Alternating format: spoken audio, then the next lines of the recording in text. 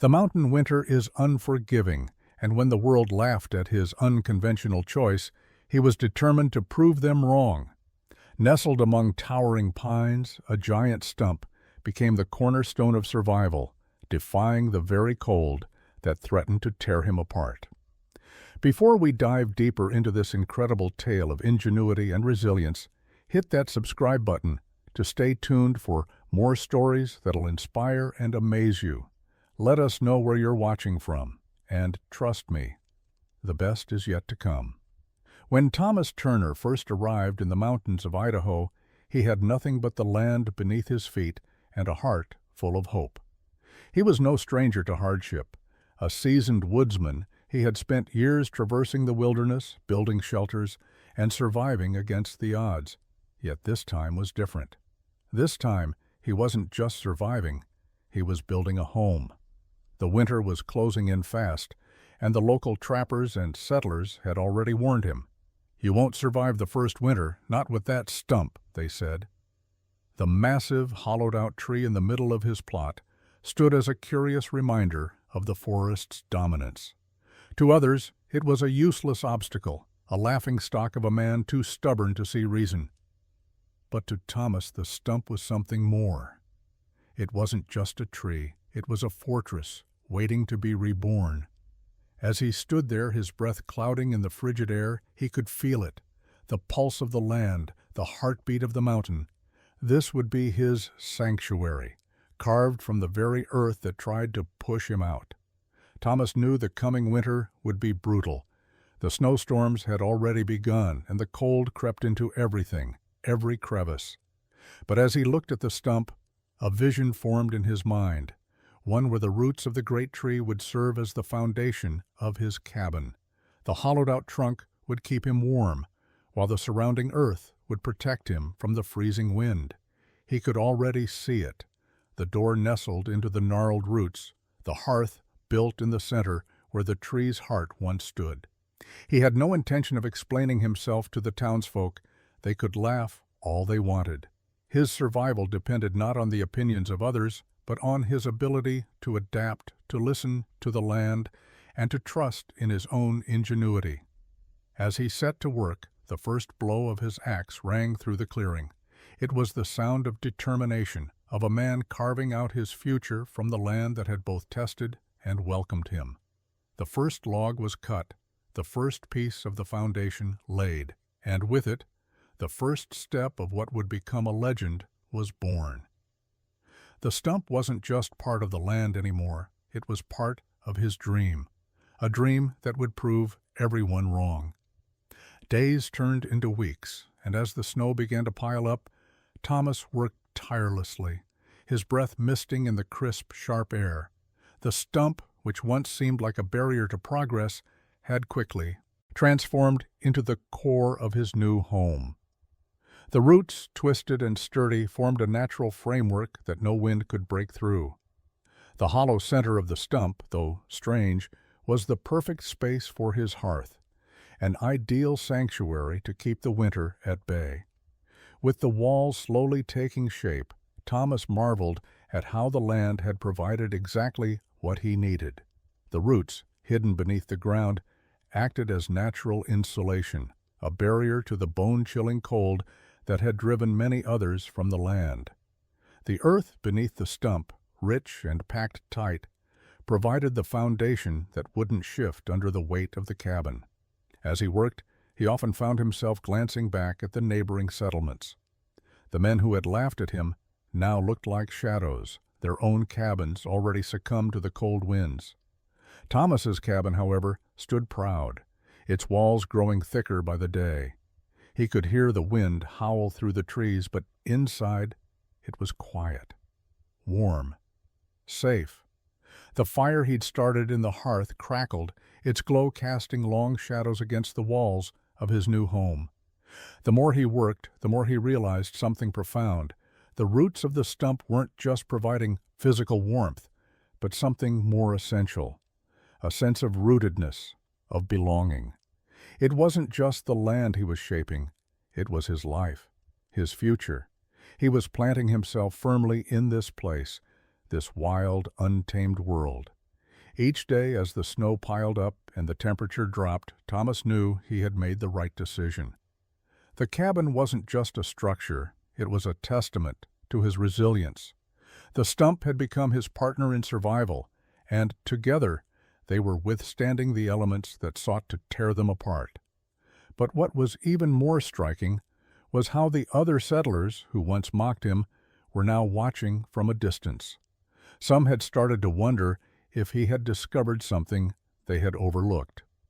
Could it be that the answer to surviving the winter wasn't in fighting the land, but in using it to his advantage? As the first deep freeze of the season set in, the warmth of the fire inside Thomas's cabin never wavered. The roots that supported his humble home were more than just a barrier to the cold. They had become a symbol of his strength and determination.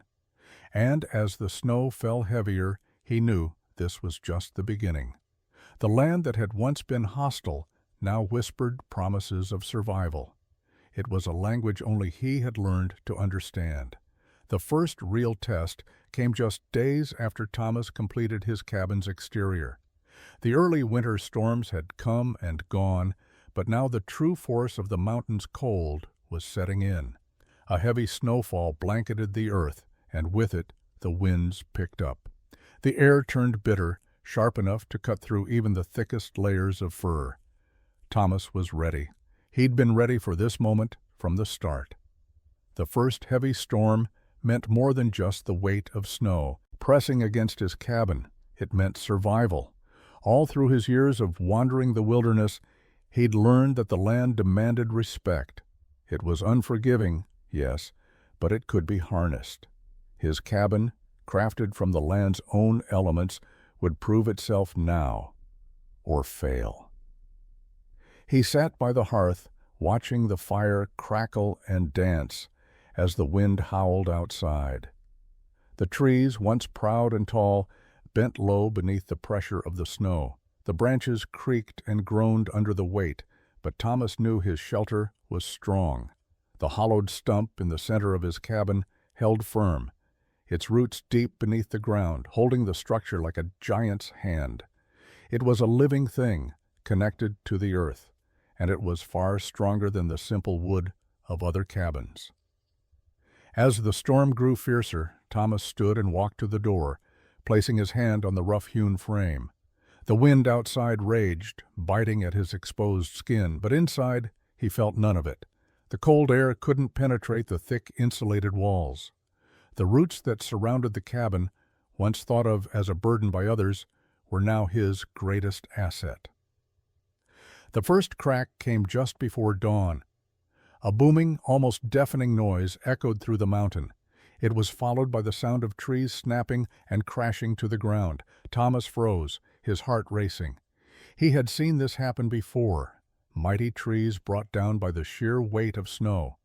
But this time, it wasn't the trees that threatened him. It was the storm itself. Thomas grabbed his axe and stepped outside, the storm raging against his skin. The snow had piled up high, drifts as deep as his knees. He knew the storm wasn't just a test of the land, but of his resolve. He had to ensure his shelter would endure. Moving swiftly, he checked around the cabin. The massive stump was still standing tall, its roots unwavering beneath the pressure. But then he saw it. A mighty tree from the nearby woods had been toppled by the wind and was now barreling straight toward his cabin. Its massive trunk was heading for the side, where the roots of the stump gave way to a slightly less protected area. A single blow from this tree could shatter his home. Adrenaline surged through Thomas. Without hesitation, he ran to the tree, his breath visible in the frigid air. The tree was heavy, but not impossible to move. He grabbed the nearest tool, a large crowbar, and wedged it between the snowbank and the falling trunk. His arms burned with the effort, but with a last heave, he pushed the trunk just enough to deflect it. It crashed into the snow beside the cabin, missing the walls by inches. Panting, Thomas stood in the blowing snow, looking at the structure. The storm continued to rage, but his cabin remained standing. The stump, the roots, and the careful construction had held firm against nature's fury. The test had been passed. Inside, the fire still blazed, the heat radiating through the thick walls. He returned to the warmth of the hearth, his body sore but his spirit strong. The storm had shown him something. The cabin wasn't just a shelter. It was his proof that survival wasn't about brute strength. It was about understanding the land and working with it, not against it. The storm would rage on, but Thomas knew he had already won. As the winter deepened, so did the realization that Thomas Turner's cabin had become more than just a structure. It had become a legend in the making. Word of his innovation, the cabin built around the giant Stump, began to spread, carried on the winds of both curiosity and skepticism. Trappers, hunters, and other settlers who had once dismissed him as a fool now found themselves wondering if he had discovered something they hadn't. The mountain folk, who had long relied on their own hardened traditions, were beginning to take notice. Some of them, hardy men who had spent their entire lives braving the wilderness, now began questioning their own methods. One day, as Thomas was chopping wood just outside his cabin, a figure appeared at the edge of his clearing. The man's gait was slow and deliberate, his silhouette cutting through the fog of snowflakes. It was Edward Marshall, a trapper Thomas had known from previous seasons. They had crossed paths a few times before, but it was clear Marshall wasn't here to share a drink or a trade. Marshall approached cautiously, his eyes flicking between the cabin and the man standing at the door. "Heard about your cabin," he said, his voice carrying the weight of years spent on the trail. "Seems like you've found yourself a pretty fine place here." Thomas studied the man for a moment, wiping the sweat from his brow. "A place to survive, that's all. The land tells you what it needs, if you know how to listen." Marshall nodded, his gaze lingering on the structure. "I don't know how you do it," he said, taking in the sight of the stump, the logs, and the thick, solid walls. "We've always built the same way, quick and simple, and never once thought there was a better way. Hell, we laughed when you first came in here, thought you were wasting your time." Thomas shrugged. "The world's changing, Ed. Nature doesn't care about our traditions." Marshall fell silent, and for a long moment they both stood there, looking at the cabin. The wind howled in the distance, but the shelter stood strong. Inside, the fire burned steadily, the hearth warming the room against the harsh, bitter cold. Finally, Marshall spoke again. "I've had my own share of cold winters," he said, his voice quieter now. "Never thought I'd be standing here, looking at what you've built. Maybe I was wrong." The words hung between them, heavy in the cold mountain air. Thomas knew that change, no matter how small, had begun.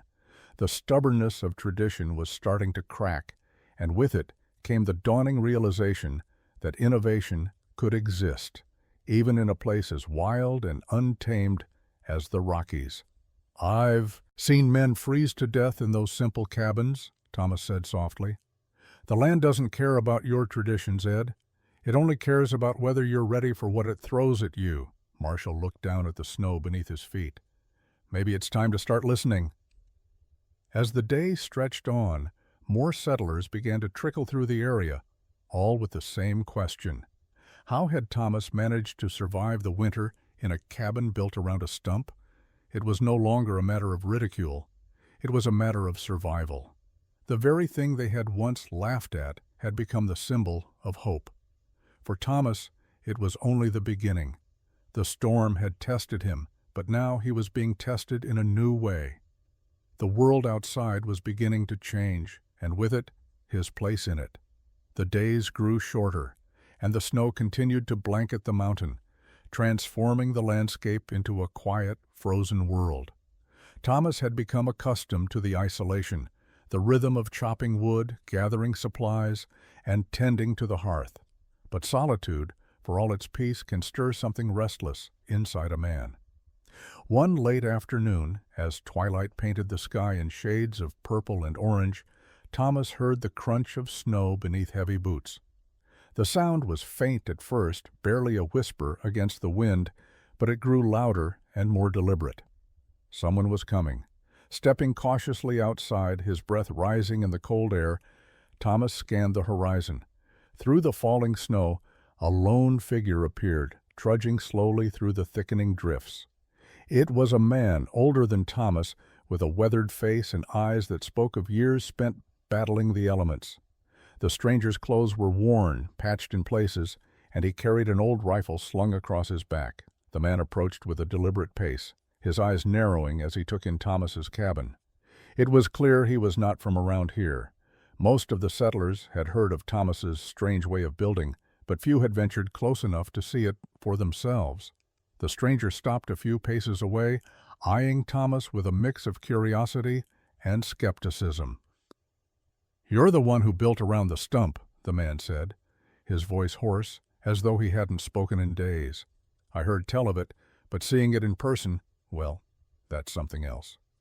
Thomas nodded, waiting for the man's next move. The air was thick with tension. Few were brave enough to venture this far into the mountains alone, especially in winter. There was something in the stranger's manner, a desperation perhaps, or just the hard edge of a man used to surviving by any means necessary. "I'm Mason," the man introduced himself after a long pause. "Got caught up in the wrong side of a bear last season. Lost a lot of my gear. I've been wandering for days, trying to find a place to settle for the winter." Thomas looked him over carefully. Mason wasn't the first to come knocking on his door, and he wouldn't be the last. The mountain tested everyone, and not all who ventured out came back. But this man, his ragged appearance, the exhaustion in his eyes, it was clear he was no stranger to hardship. "You're welcome to stay for the night," Thomas said, his voice gruff but welcoming. "The storm's coming in stronger tonight. You'd be better off here than out there." Mason hesitated, glancing at the warmth emanating from the cabin's hearth. His survival instincts had been honed over years of living in the wild, but tonight they softened in the face of warmth and shelter. "Thank you," Mason said, stepping forward. "I won't stay long, just enough to rest and gather my strength." Thomas stepped aside, allowing the man to enter. He didn't know what Mason's intentions were, nor did he particularly care. In these mountains, everyone had their own battle to fight, and all were welcome as long as they understood the price of entry: survival. Inside, Mason paused, taking in the unusual construction of the cabin. "A stump, huh?" he muttered, almost to himself. "Well, I've seen stranger things, but I'll give you credit. It's standing." "I built it to stand," Thomas replied. "That's what matters out here." The two men settled in by the fire, and for a moment there was peace. The wind howled outside, but inside the cabin it was warm. Thomas didn't ask Mason many questions, sensing the man had his own story to tell. Instead, they shared the silence, both of them aware of the storm that raged outside and the one that could be just as fierce within. The fire crackled, sending light dancing across the walls of the cabin. The warmth seeped deep into their bones, but even the heat couldn't chase away the shadow in Mason's eyes. He sat close to the hearth, his gaze distant, lost in the glow of the flames. For a long time, neither man spoke. Finally, it was Mason who broke the silence, his voice quiet but steady. "I never wanted to be a wanderer," he began, his words slow, as though he was measuring them out carefully. "But that's how it turned out. Spent most of my life in the wilds, trapping, hunting, moving from place to place. I thought I was prepared, thought I knew everything there was to know about the mountains." He paused, his hand tightening around his cup of tea, his fingers long and calloused from years of use. "But last season—" He shook his head, letting out a long breath. "Last season was different. I was with a crew up north. We were hunting near a pass. Big, dangerous country. A bear came down from the hills, like they do sometimes. But this one, he was different, meaner, bigger. We'd been tracking it for a few days, thought we had the upper hand. But when we ran into him, he caught us off guard. My crew scattered. I didn't." Mason's eyes glazed over, as though he was seeing the events unfold again in his mind's eye. Thomas said nothing, his gaze never leaving the fire, but his attention was sharp. He knew Mason was reliving the moment, and he understood that in these mountains everything could change in an instant. "I had my rifle, but it wasn't enough," The bear charged. I fired. I missed, got a shot off, but only grazed him. I thought I was done for. It tore through my gear, broke my pack, all of it. By the time I got a second shot off, the bear was already gone. But my crew... Mason trailed off, his voice faltering. They didn't make it. Thomas looked over at Mason, but the man was lost in his own memories. I was the only one left. I buried them, each one, but I couldn't stop thinking, what did I miss? What went wrong? Thomas, for all his quiet reserve, understood. He had his own losses, his own scars. But here in the cabin, with the stump and its roots holding him fast, he knew survival wasn't just about killing or running. It was about understanding the land and respecting it. You couldn't just endure, you had to know how to live in it. Mason glanced up, his eyes heavy with unshed grief. I left the others to rest where they fell, but I couldn't stop moving. I kept thinking I'd find something, find a way to make it right. But out here, it's just survival. And no matter how good you are, nature doesn't care. It'll swallow you whole without a second thought. Thomas nodded, understanding the weight of Mason's words. Out here we make our own rules, but even then the land always wins. The only thing we can do is learn from it. The storm outside raged through the night, the howl of the wind mixing with the creaking of snow-laden trees. Inside, Thomas and Mason sat by the fire, the only sound, the crackling of the logs burning in the hearth. Mason had been quiet for most of the night, his mind seemingly far away. His story of the bear attack had left a lingering weight in the air, a reminder of the mountain's brutal reality. The morning light finally crept through the small window, casting a pale glow over the room. Thomas stood, stretching his aching limbs. The cabin felt warmer than it had the night before, thanks to the fire he had kept stoked. But despite the heat, he could sense the tension between them, a silent unease that wasn't caused by the storm. After a long pause, Mason finally spoke, his voice low, but filled with a mixture of frustration and resolve. "I've been thinking about what you said, about the land not caring," he began, his eyes fixed on the fire. "Out there, you don't just survive, you got to understand it. And I've been thinking about how I got things wrong. I never paid enough attention to the land. Always just worked it the way I knew. But maybe there's a better way." Thomas nodded slowly, not saying anything at first. It wasn't just survival Mason was grappling with.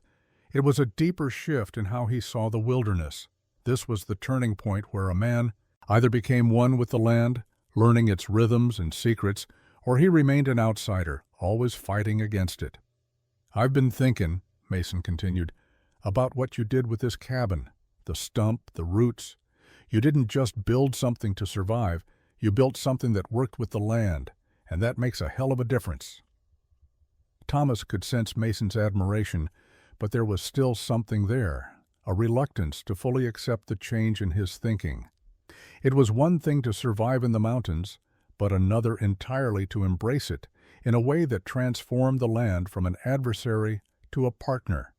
Thomas had done it. But Mason? Mason was still struggling with the idea. "I've been thinking about building something like this," Mason said, his voice almost reluctant. "Not exactly the same, but something that'll last longer than the old ways. I can't keep chasing my tail, trying to outrun the winter. I got to learn how to stand with it." Thomas watched him for a moment before responding. "You're starting to see it, Mason. The land will never be tame, but it'll let you survive if you respect it. You've got to listen to it, understand it. That's the key to building something that will stand the test of time." Mason let out a long sigh, nodding in agreement. "I've got a lot to learn, but I'll stay, if you'll have me." Thomas gave a small smile. "I'm not one to turn away help, but you'll need to earn your place here. This cabin isn't just a shelter, it's a way of life. And if you want in, you've got to be willing to listen." The two men stood in silence for a moment, the storm still howling outside but no longer a threat. The mountain had already tested them both in different ways. Now it was up to them to decide whether they would survive it together or continue on their separate paths. Days passed, and the storm finally began to subside. The snow, which had been falling relentlessly for days, started to ease, revealing a frozen landscape that stretched as far as the eye could see. The mountain had gone quiet, its fierce winds replaced by the soft whisper of falling snow. Inside the cabin, warmth remained, the fire still crackling as the men worked. Mason had already set to work outside, chopping wood and gathering supplies, taking to the land with a newfound respect. Thomas watched from the door, his hands wrapped around a steaming cup of tea. The air was bitterly cold, but he could see the shift in Mason. The man wasn't just surviving anymore. He was starting to understand the language of the land. The shift had been subtle at first. Mason had struggled with the physical labor, the exhaustion, the cold, but over time he began to adapt, moving with purpose.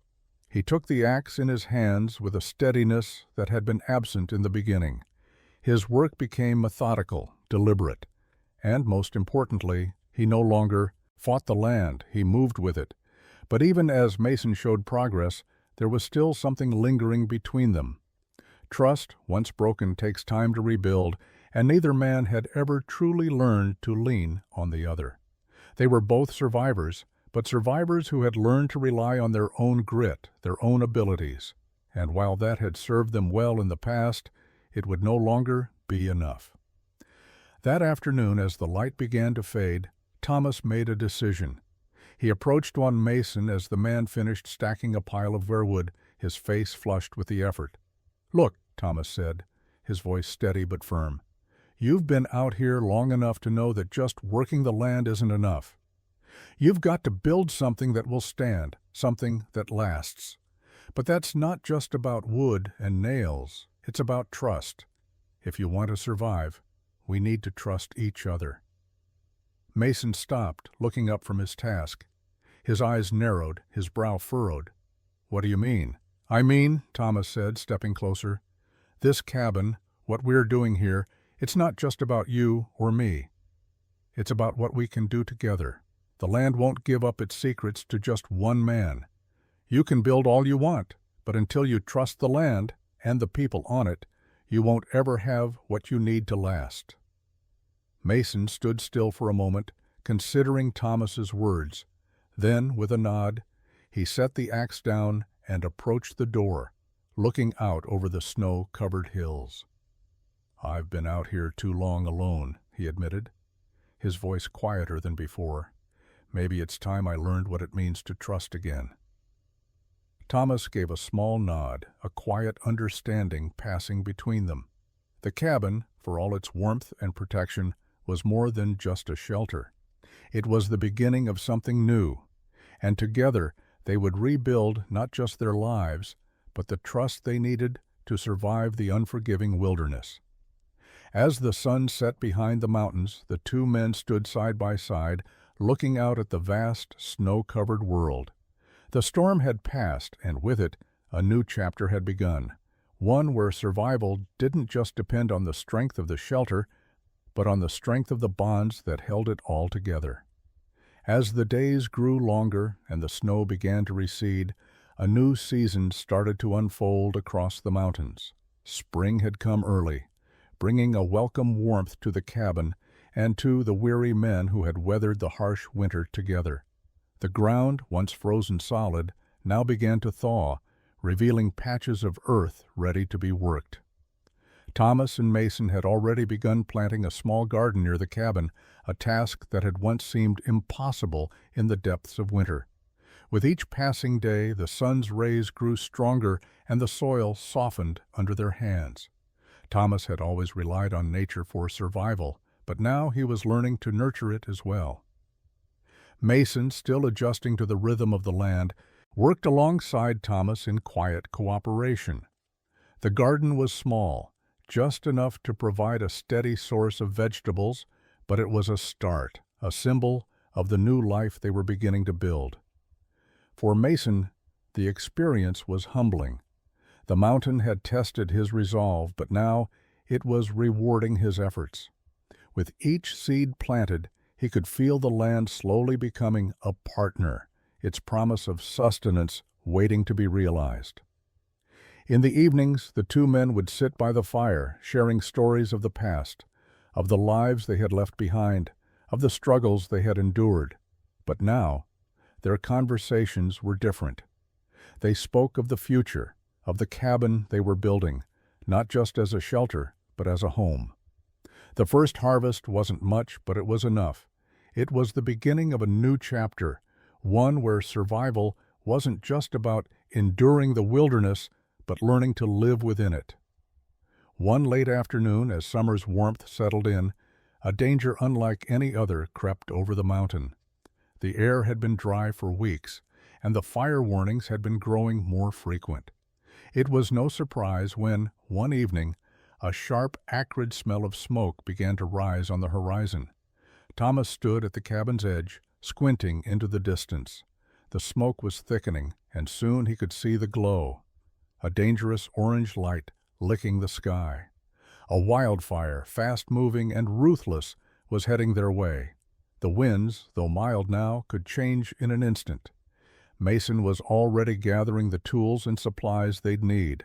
There was no time to waste. Together they worked quickly, extinguishing small piles of dry brush and clearing a wide swath of the forest that could serve as a firebreak. The cabin, though strong, was still vulnerable to fire. If they didn't act fast, everything they had worked for could be lost in an instant. As the fire drew closer, the heat intensified, and the wind began to pick up. The flames were close enough now that the heat could be felt against their skin, even from a distance. But Thomas and Mason didn't falter. Together they fought to protect their home, using the skills they had honed over the months to battle the very land they had once feared. The night was long, but by morning the fire had passed. The cabin stood, untouched by the flames.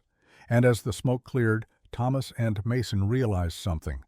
They had faced the true test of survival, and they had come through it together.